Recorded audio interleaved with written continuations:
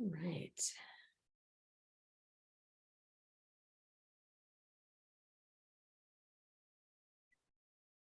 It's really great to have you all. All right, and Angela, you're able to get that PowerPoint up when you're ready, right? Just want to triple check. Yes, I am. Awesome, fantastic. Thank you. All right. Well, we'll go ahead and get started just to make sure that we are respectful of everyone's time. Thank you so much for joining us today. This is our first of 2023 garden conversation, and this is a conversation that is related to a project that we at UGA's Sustainable Food Systems Initiative have in collaboration with Spelman College's Food Scholars Program.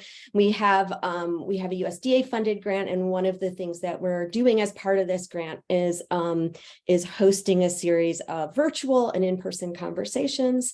And so we're really delighted today to have this conversation about the culture and community at the Penn Center National Historic Landmark Districts. We're excited to welcome both Angela Dorr, who's the research coordinator with that project, and Dr. Barbara McCaskill, who's professor of English at UGA and associate academic director at the Wilson Center for the Humanities and the Arts. So I'm really excited to learn more about this project. Hope you are too, and hope that you will share this information also with fellow students or with students that you have in classes, and also we'll make this video, this recording, available after the fact for you to be able to share as well. I'm going to turn the mic over in just a second, but if you have questions throughout, you're welcome to put them in the chat. And then we also will have some time for some discussion at the end. So you could also hold those questions and know that we'll have a discussion about 40 minutes in.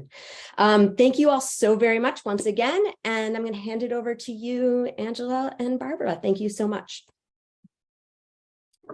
Good afternoon, everyone. I am Angela, and I am going to pull up a slideshow presentation that Dr. McCaskill and I have prepared for you.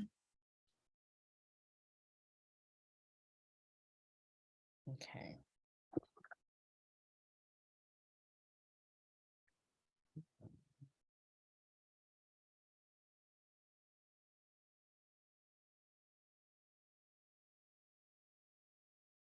Can everyone?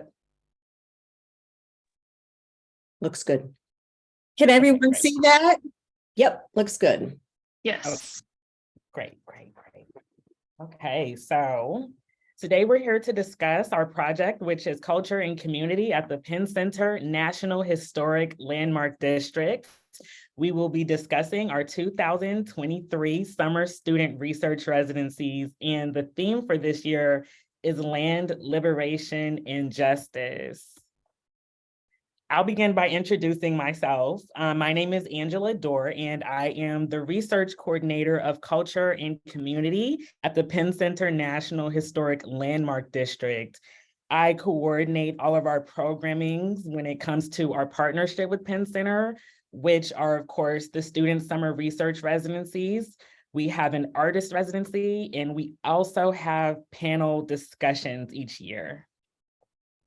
And I'm Barbara McCaskill, and as your professor introduced me, I am a professor in the English department, and I also wear another hat here at the University of Georgia as an academic associate academic director, to be precise, at the Wilson Center for Humanities and Arts. The Wilson Center leadership begins with Dr. Nicholas Allen, who is a professor of English like me and who is director of the Wilson Center. We have several associate academic directors at the Wilson Center, and each of us has a different focus. One of the associate academic directors, for example, works with faculty and graduate students to prepare them to submit successful applications for external grants and fellowships. Another associate academic director has a focus on working with faculty and graduate students on digital humanities projects. My focus is to work with faculty and students and community members to really connect the dots between town and gown, between academia and the community around us on experiential learning and service learning projects. And so the summer research residencies that Angela and I will discuss with you today really come under that focus because they are certainly educational and, as you shall soon learn, provide a unique glimpse into Southern African American history to students and faculty. But we also work closely with Penn Center National Historic Landmark District to provide service learning opportunities for the students and faculty that we bring there. So I'm going to begin by talking with you about the Penn Center and its history. Penn Center was one of the first schools for formerly enslaved West Africans in the country. It was founded in 1862 and it has been in operation ever since. The Penn Center is a National Historic Landmark and it makes up 2 of the 4 sites in the Reconstruction era National Park. The other site located here on St. Helena is Brick Baptist Church. Reconstruction began here on St. Helena Island. After the Civil War, although the Civil War did not end until 1865, the enslaved Africans here were freed 3 years prior in 1862, which is a special part of the history that I like to note. That means they were able to go to school, they were able to purchase land, and they even became elected officials. And this is before everyone else in the entire United States of America. I am a descendant of these West Africans, and we are commonly referred to as Gullah Geechee. Penn Center was a trade school. In 1901, the Hampton Normal and Agricultural Institute in Virginia, which is now Hampton University, sponsored the Penn School and it adopted the Hampton Tuskegee model. These students took classes such as blacksmithing, carpentry, cobbling, nursing, basket making, and they even built many of the structures that are still here today. These structures are irreplaceable and they are one of a kind. If you visit here, you'll get a chance to see them and even stay in them. In 1948, Penn School was renamed Penn Community Services Incorporated. In 1950, it became the Penn Center. And under the leadership of Thomas Barnwell, it trained midwives, it opens up the first daycare center for Blacks, and develops a community health clinic, was extremely significant during this time. Of course, Black people did not have the right to be treated in hospitals. So having community healthcare here was extremely special and meaningful, okay? So in the 1960s, Penn Center hosted the Southern Christian Leadership Conference as a retreat site.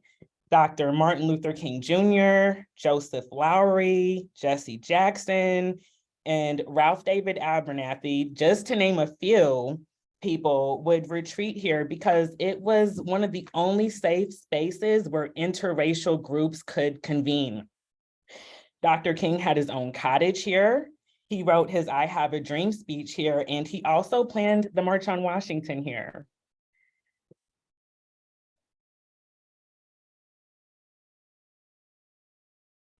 Penn Center has always been an important, special place to my family. I have family members who attended Penn School, but in more recent history, my father was very engaged here. He was very engaged in the work that Penn Center was doing during the Civil Rights Movement, and that was especially with regard to health development, economic development, and land justice, which you will learn much more about if you stay with us here. He was an attorney who was very passionate about helping Gullah Geechee people retain their land and clear titles to this land. There's an issue that Gullah Geechee communities face throughout the corridor called heirs property.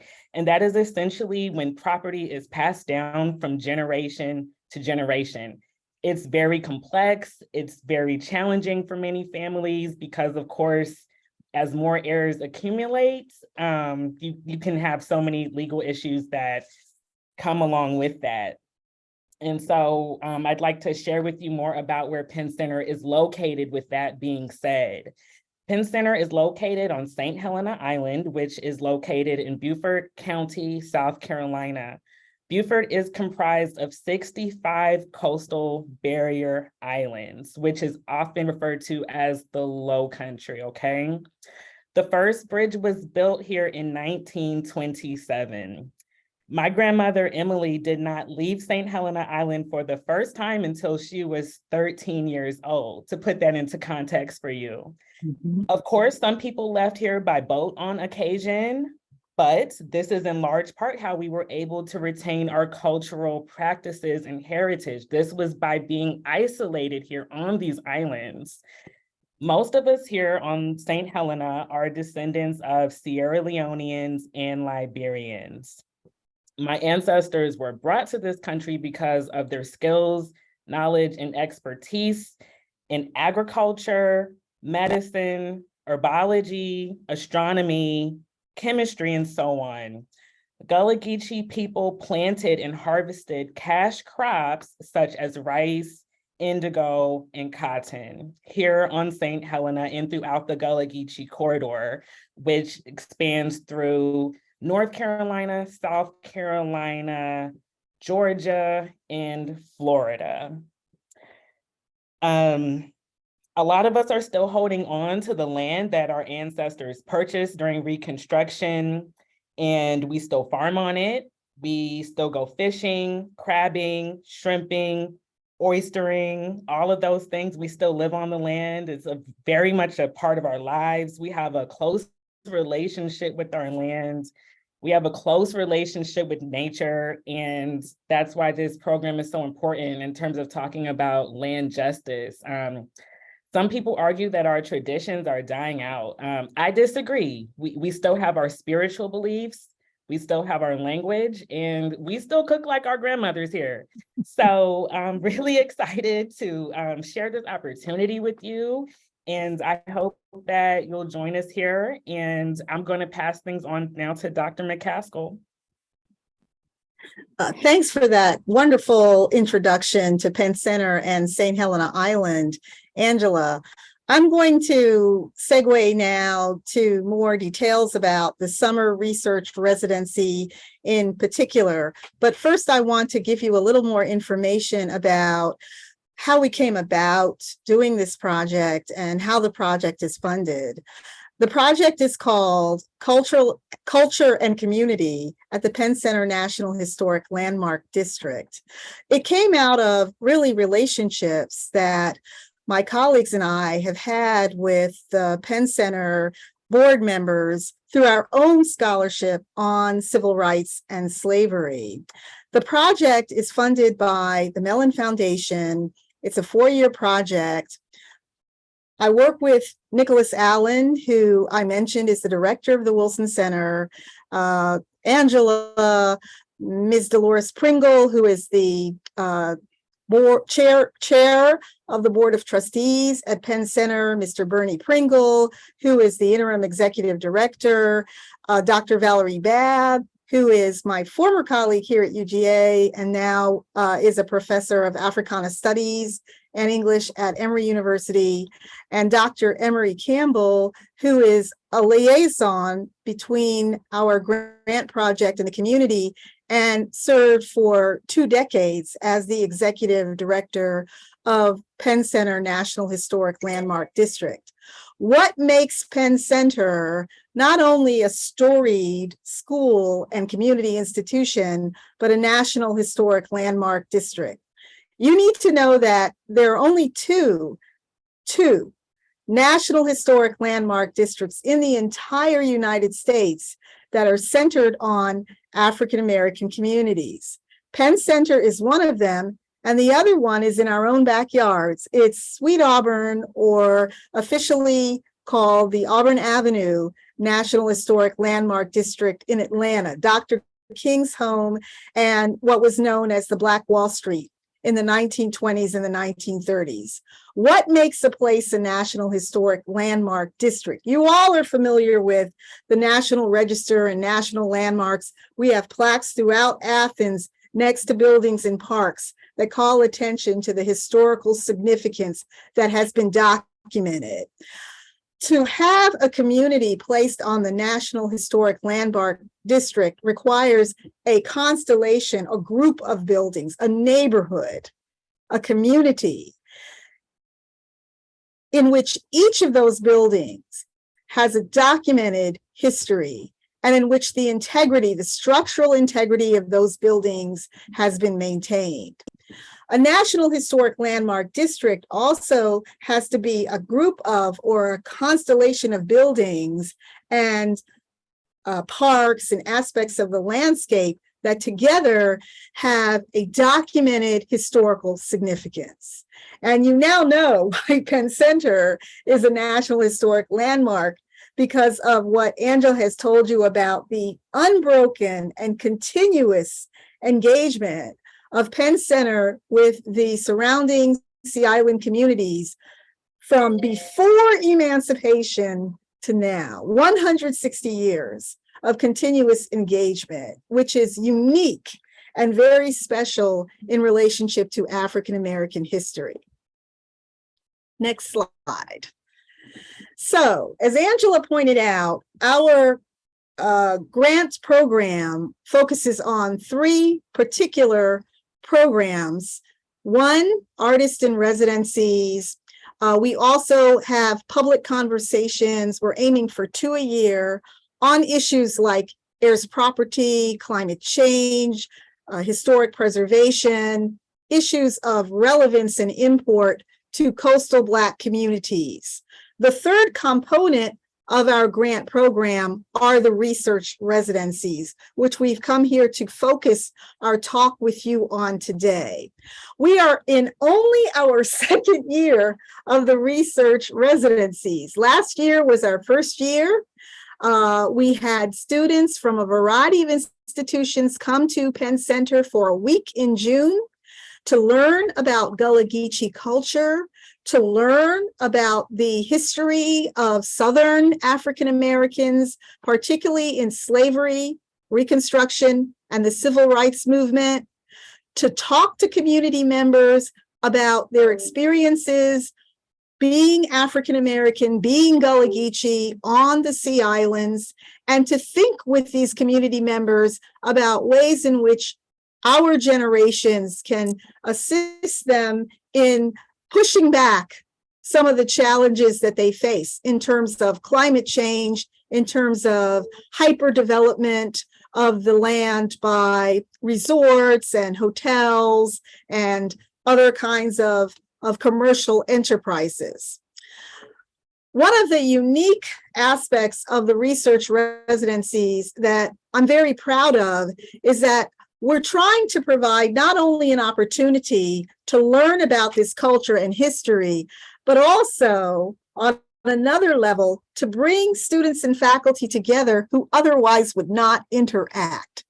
And that means that every year we intentionally select students and faculty from large public institutions like the University of Georgia, from smaller liberal arts colleges, private colleges, and from HBCUs, historically Black colleges and universities. We want to bring together students and faculties from these faculty members from these 3 different kinds of institutions, because we often interact on an individual basis as researchers, as friends, as colleagues, but very rarely do we have an opportunity, particularly in the humanities and arts, our section of the world, to interact in a prolonged and formal way through a collaborative grant project. So this project is designed as much to enable faculty and students to learn about the different worlds we inhabit in academia and how we can bridge those differences, as much as it provides an opportunity for faculty and students to learn about Gullah Geechee culture, to learn about the history of Penn Center and St. Helena Island, and to learn about issues that are germane to rural Black Southern communities today. Some of the students come as parts of courses. Faculty members sign on to bring students that they're teaching for a Maymester or earlier in the spring to refocus and emphasize and amplify what they've learned at Penn Center. Some of the students that come are coming individually to us. They might work as undergraduate researchers on a one-on-one basis with faculty members. We had a couple of honor students last year from Morehouse College who came out of that kind of situation. They weren't part of a whole class, but they were working individually with faculty members on research projects. So we've endeavored to create a variety of ways in which students can enter the program. We also bring together graduate students and undergraduate students. These research residencies are open to both graduate students and undergraduate students, not merely because there's a thirst for this kind of knowledge on both of these levels, but also, once again, we are trying to create connectivity. We are trying to create social networks that will be mutually beneficial. And one of the great outcomes of that first year was the way in which the graduate students took undergraduate students under their wing during those 6 days and mentored them about the professions they were going to enter, about strategies for surviving the kinds of institutions they were at, about possibilities for summer jobs and programs. This is a learning experience in which we learn from each other in terms of students and faculty, as much as we learn from the community members and from the experts and creative talent that give us tours and talk about their exhibits. Each summer research residency is focused on a theme. Last year's theme is the same as this year's theme for the first of our cohorts, land, liberation, and justice, which means that our excursions, our talks, our exhibits really emphasize those themes. We've gone from having one group last year, which consisted of students from the University of Georgia, the College of Charleston, Morehouse College, and Spelman College. We've gone from one group of students last year to two groups of students this year. We'll bring the first group to focus on land, liberation, and justice from May 18 to 21st. And the second group will come from a variety of schools, May 23rd to 26th. And they are very much focused on developing archival skills and working with communities to build collections at their libraries, to think about collections that are organic, that come out of communities. They'll be working with some of Penn Center's materials. Penn Center has a vast archive that is housed at the University of North Carolina, Chapel Hill, and UNC Chapel Hill has generously digitized some of those materials so that students at other schools can use those materials to think about not only developing archives, but using archival materials and primary sources both to do their own research and to develop classes. We will bring students this second summer in May, a little earlier than last summer, just so that we are further out from the tourist season. And we are also going to bring students once again from three different kinds of schools, from public institutions, from private institutions, particularly small liberal arts colleges, and from historically Black colleges, and universities. How do we come up with the areas of emphasis each summer? How do we come up with these topics? We work with the steering committee, the people that I named earlier in this talk, who form the leadership of the grant. And we also have a larger advisory board consisting of about 26 individuals, not only from universities and colleges around the country who are interested in issues of history and culture, but we also have individuals from museums and archives, major museums and archives, whom we consult with and who are very happy to work with us to generate ideas. Okay, so I know the print is tiny, and that's one reason why we're recording this, so that you can peruse this later on. We're happy to share via email Word documents with our May 18 to 21st residency, if you'd prefer to have a Word document. But we've already developed our itinerary for both of our summer residencies coming up. And because of the interests of many of you in food studies, you would likely want to come to our first residency titled Land, Liberation, and Justice.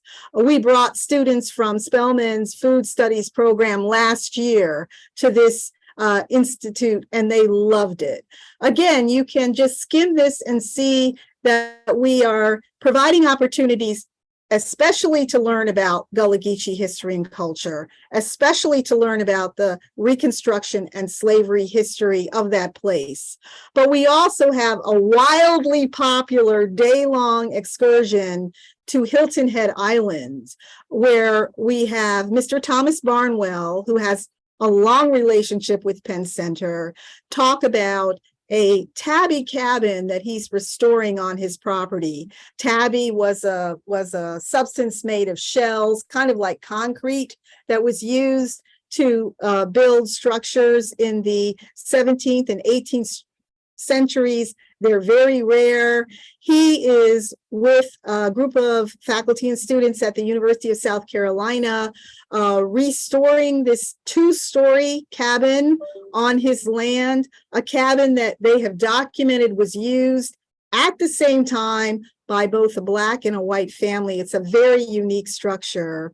We also have a wonderful discussion of Gullah Geechee food that day by Chef Thomas Baker, who prepares a meal for us on site at the Mitchellville Freedom Park, which was a location of one of the earliest free Black communities in the South. And we're given a wonderful tour of that park by the director, Mr. Ahmad Ward.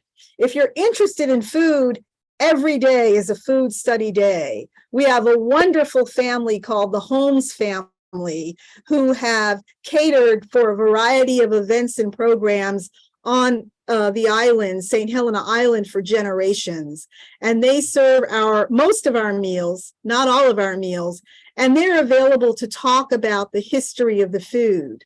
Something new that we're doing this year in terms of food for our Land, Liberation, and Justice cohort is we're bringing in another Gullah Geechee chef, Mrs. Sally Ann Robinson, who will give a demonstration of food preparation and again talk about the history of Gullah Geechee food. As Angela mentioned, food is a very important component of Gullah Geechee culture and history and is very unique. And so we've brought in chefs who will prepare that kind of food and who are able to talk about its history and the role that that food has played in community building, in creating connectivity, in keeping families together, and how food is a kind of wealth for Gullah Geechee communities, as it is for Black Southern communities throughout the South.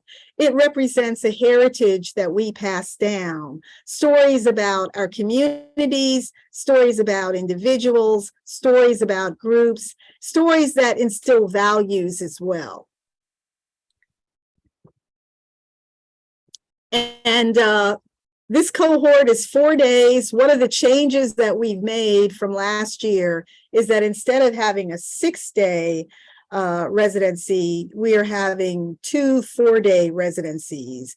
As you can see, we are moving from breakfast through the evening, and by day 4, everyone is pretty tapped out.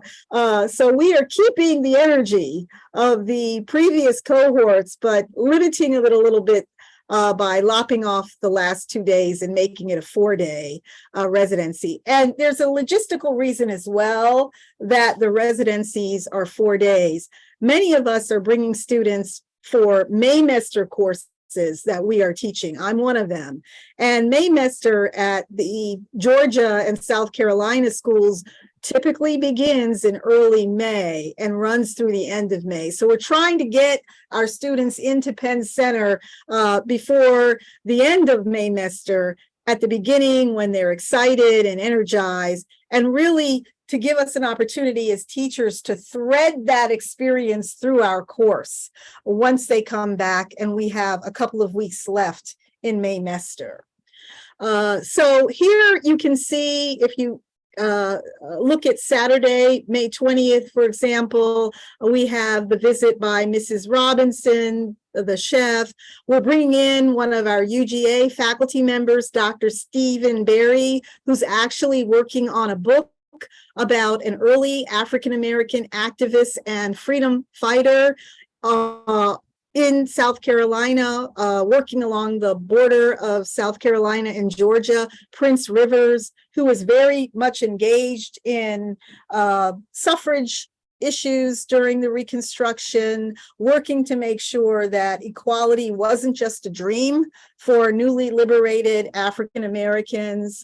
We also will be going to downtown Beaufort, which is an important repository of Reconstruction era history. It's the home, it contains rather the home of Robert Smalls, another storied African-American born into slavery, escaped slavery in South Carolina by basically hijacking a Confederate ship, and went on to become a representative for the state, and has a beautiful home, and is connected to some of the earliest Black churches in that area. We also will have a great tour by the National Park Service that day downtown in Beaufort as well, thinking about many of the sites there connected both to Black and white communities that are related to the Reconstruction era. And on the last day, I want to point out is our experiential learning activity. We're still working on that. Last year, we worked in the community garden. We probably could have worked in that community garden every day. It was more like a farm. It was more like a farm than a field. Rest assured, since the focus of this residency is land liberation and justice, we will have an experiential learning project connected to the land. You will be outside unless the weather is very bad, and you will be doing some kind of work connected to the land. So again, our activity is not yet resolved. We're waiting until a little later this spring to see what unfolds. But every cohort engages in an activity that supports Penn Center or supports St. Helena Island communities while they're there. And at the bottom of this page, you can see who signed on for this cohort. We'll bring students from my Maymester class, hopefully students from Spelman College and Morehouse College again, the College of Charleston group, which was interested in environmental photography, has signed on again. They're eager to return. We're happy to have 2 new groups. One is from Georgia State University. Dr. Tiffany Player is a professor of Black women's history, and she's going to bring her students, her summer students, because she's interested in the ways in which African-American women in slavery and Reconstruction functioned as leaders and activists in that area. And then finally, we will bring students from the American College of Building Arts, which is a small, very unique college located also in Charleston that trains students to do the kind of work that has been lost in many places and dying out, to restore historic buildings. So they learn stone cutting, for example.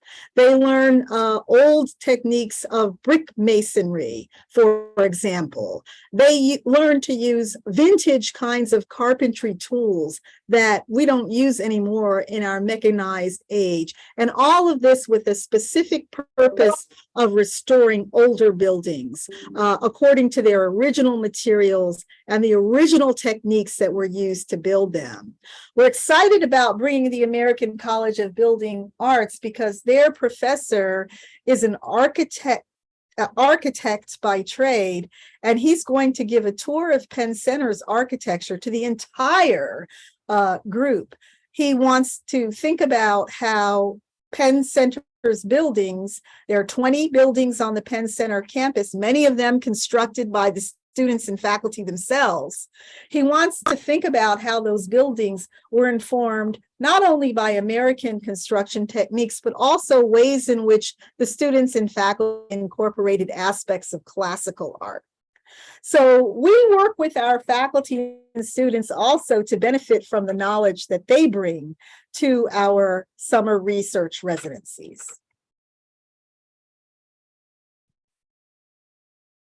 Okay, and so that's just a little blurb about my Maymester class. It's a little early yet to start registering for classes here at the University of Georgia, but I'm getting the word out. I'm beginning to circulate my flyers about this class. My class is titled Land as Liberation in the African American Freedom Struggle. What I'm doing in this class during these 3.5 weeks is thinking about the intersection of land as a theme, both in civil rights activism and civil rights literature. So we will read works by contemporary African-American writers that center land, particularly rural Black Southern communities.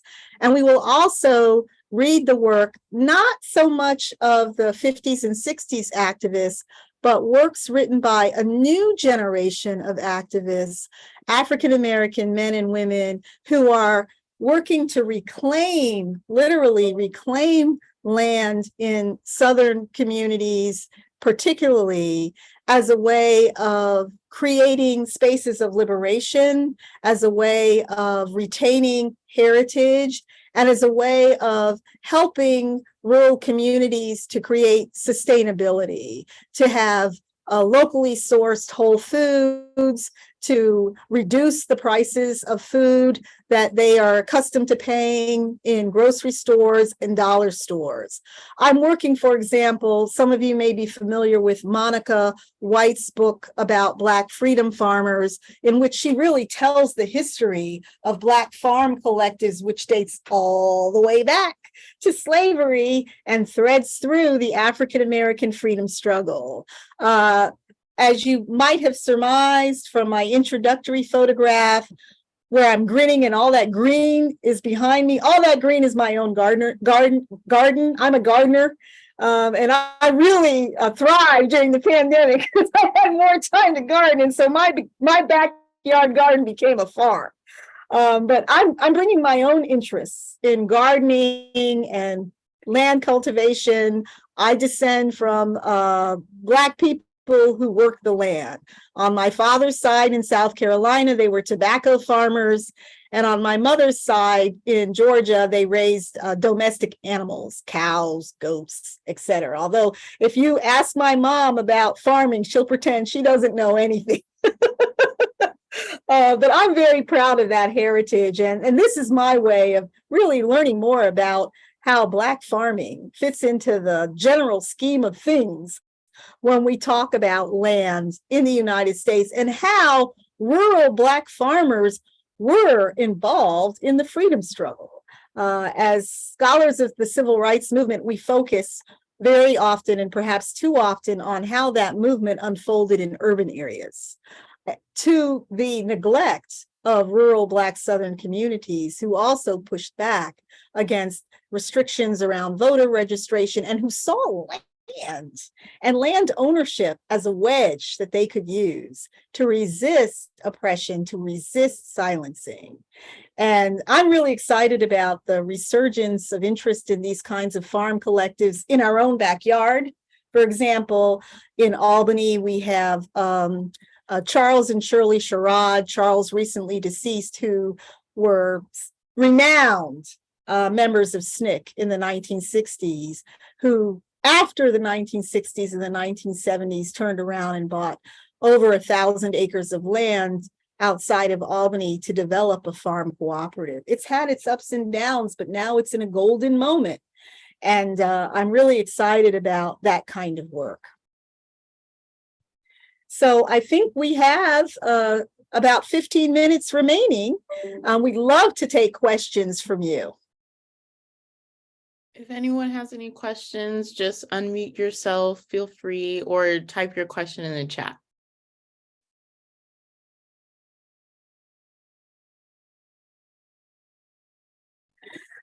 I can get us started. I can anticipate it. I think we've got one from Lizzie, right? Okay. Hi, thank you very much. I'm Lizzie King. I'm in ecology and in Mornell. And I was wondering about the students who participated in the in last year's program. What majors were they coming from? Just curious whether it's a mix. And we have a BA program in ecology. And I was wondering if this might be something our students would really relish an opportunity to get involved. Yes, that's an excellent question. We did have a mix of students. First, to backpedal a little, this grant centers the humanities. And by that, we mean we want to engage with students and faculty who are thinking about human beings at the center of their work. That does not exclude scientists by any means. So we brought, by way of an example, students from the food studies program and faculty from the food studies program at Spelman, who are thinking about the intersection of scientific methods of growing food with real challenges that African-American communities, people of color communities face in having access to food, living in food deserts, not being exposed to food cultivation, not knowing ways in which they can create roof gardens, for example, or gardens in their backyards. We're very open to social science and science students and faculty. Last year, in addition, we had several students that were African American studies majors or minors, or they were obtaining certificates in our programs here in African American studies, which as an area studies program is very multidisciplinary, right? They learn about history, they learn about culture, they learn about literature, they learn about arts, they learn about science. So they're a very interdisciplinary program. There were a few literature majors, of course, from the University of Georgia in my class, as well as in the environmental photography class that Dr. Valerie Frazier brought from the College of Charleston. I will say that something to keep in mind as we put out the word and do this recruiting is that we are providing opportunities to bring faculty and students, and we will cover your expenses. I know that sounds unbelievable. You heard it from the source. One reason we have this major grant is to provide access. So we will cover the cost of your food. We will cover the cost of your lodging. We will assist in transportation. However, our space is limited. There are 20 buildings on this campus, but not all of them are residences, and not all of them are available for people to stay. So generally, when I talk about classes that we bring, these are really small classes. I'm limiting my Maymester class to 12 people. I'm capping it at 12, just because I have to anticipate people from these other institutions and how many folk that they can bring. So if you're interested, as soon as my class opens, sign up. I'll have a waiting list, but sign up sooner rather than later to get a spot. Okay, and is there a cap? How open is the residency? How many students can participate in that? You'll have to help me out with this, Angela. I know that Benezet holds 40, and we have also online this year, Hampton. So 40 to And 40. we have- I'm sorry. we'll And have- We will have Pine Cottage available this year, so that would make maybe 10 more spots available. yes, I'm thinking also about the transportation that we've booked. I wouldn't want more than 45 students and faculty, Mhm, just because of the logistics of moving everyone around. mhm. Well, Last thank you. It's year- really, really exciting to hear about this stuff. Yes. Last year we had, I think, about 30. Am I correct? Yes. Around 30, and Yes. that was perfect. That was ideal. That was ideal. We probably could have had 5 more. And if we, we could actually probably go to 40 and be okay. But I would be nervous about enrolling more than that. So what I've asked every university and college that signed on to do is really limit their enrollment to 8 to 10 people max, so that we don't turn anyone away. We make sure that we have enough space available. And that's why we're reaching out every year to some smaller institutions as well, because they have very small cohorts. There were, 3 students from College of Charleston, which really was a good counterbalance to the larger numbers of students from the public institutions. Other questions? Okay, good. Jen is, yes. Yes. So it sounds like this is really exciting. And so it sounds like, and correct me if I'm wrong, Yeah. that you have your partners and your courses and your agendas for this year. But I know a couple of us on this call are faculty members. And so if we were, excited about this, is there an opportunity to, partner with you to think about next year or the last year of the project? And what does that look like? Absolutely. And you and I have already spoken about doing something together, perhaps next year. Yes, we are still soliciting ideas for courses. If you go to our website, www.penncenter.uga.edu, you can see the courses that have signed on so far. If you look under the top link, Summer Research Residencies, you can see the courses that have signed on so far. We haven't updated it, and we have 2 more courses. One this year, Georgia State, that's not yet on that site. And I don't think American College of Building Arts has given us their course description yet. But next year, we certainly have space available, and certainly in our last year, especially in 2024. Now, a caveat about 2024, because of the timing of the grant funding, our last cohort in 2024 will occur in the spring rather than in the summer of 2024.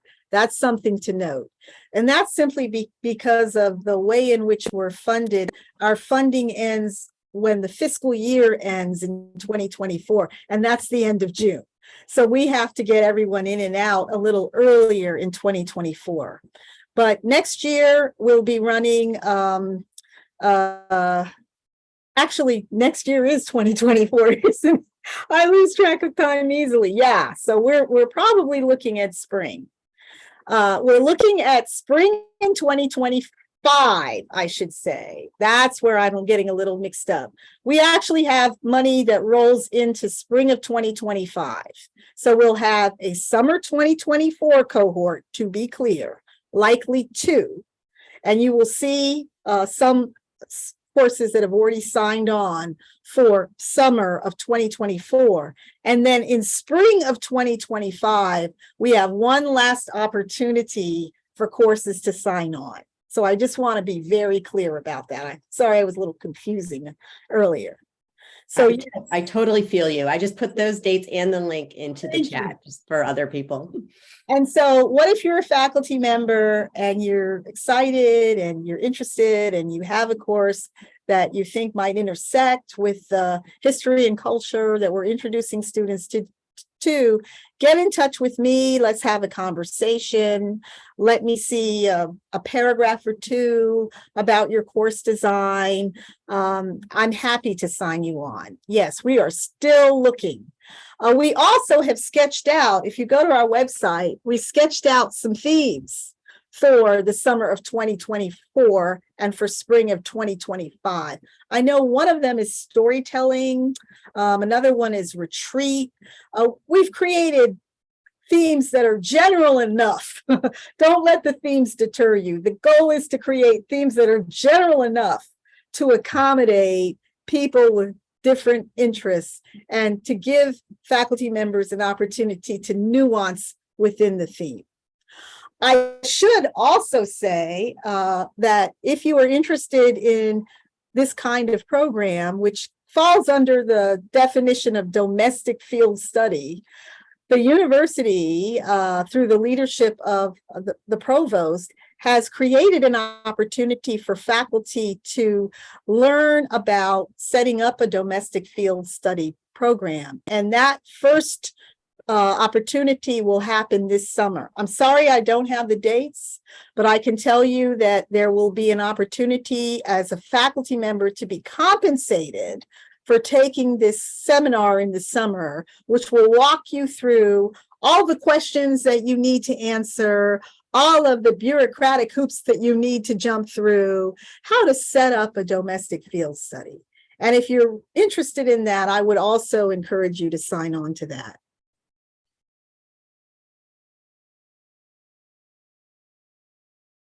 Other questions? So to clarify, this isn't like the recruiting for the summer cohort this summer is like closed and it's connected with established partners already. So we can't like share opportunities with students in our programs and stuff like that. I would encourage you to share the opportunity to sign up for my course, yeah. And also, if there's an individual student that you are mentoring, and this is the time for them to come. For example, they might be graduating or they're working on a research project, and going to Penn Center this summer would really assist and inspire them. Reach out to me. We can always, if there's room, work in a space for an individual student outside of these communities of colleges and universities that I name at the end of the itinerary. So again, if you're working as a faculty member with a student who, because of timing, because of their interests, really would benefit from coming this summer, and you're not able to bring a course, reach out to me anyway. And that's actually one way in which we capture graduate students, because they're not often taking a Maymester class with me. My Maymester class is pitched to undergraduates, but they're excited and they're working on some kind of research that would benefit, and we are happy to introduce them and include them. Thanks.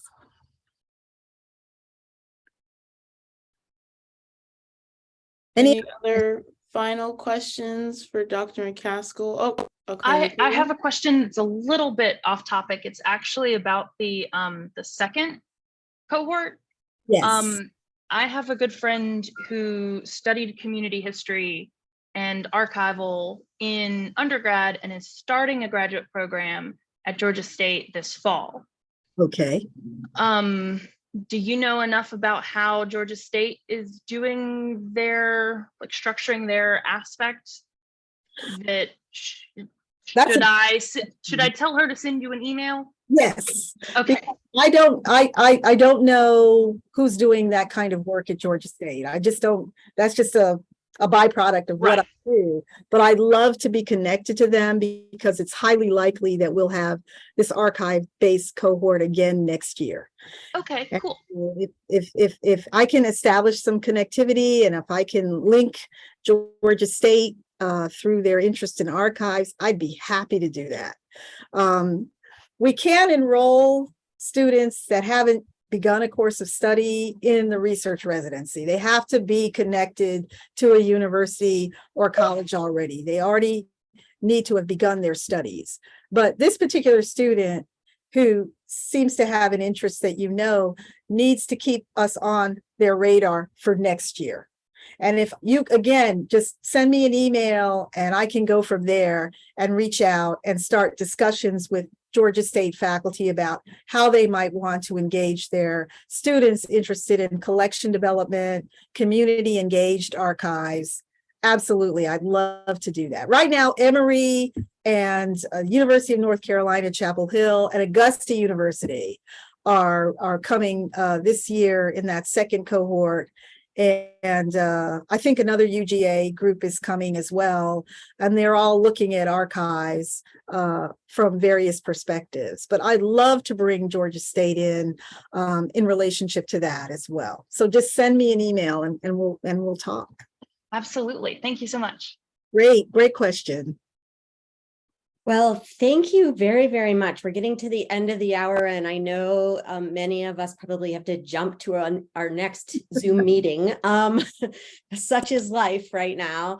Thank you all. I know some folks already had to jump when class started at 12:40, but I really appreciate this conversation and learning more. And thanks to the folks who were able to join us. And we've recorded this, so we'll share this with all of you. And please feel free to share it with colleagues and with students so that they can learn more about the program as well. Dr. McCaskill, Ms. Dorr, thank you so very much for joining us. Everyone, take care. It was great meeting all of you. Thank you so much. Thank you. Bye. Bye. Take care. Thank you. Thanks again, Angela. Thank you, Sade. Thank you so much. See you later.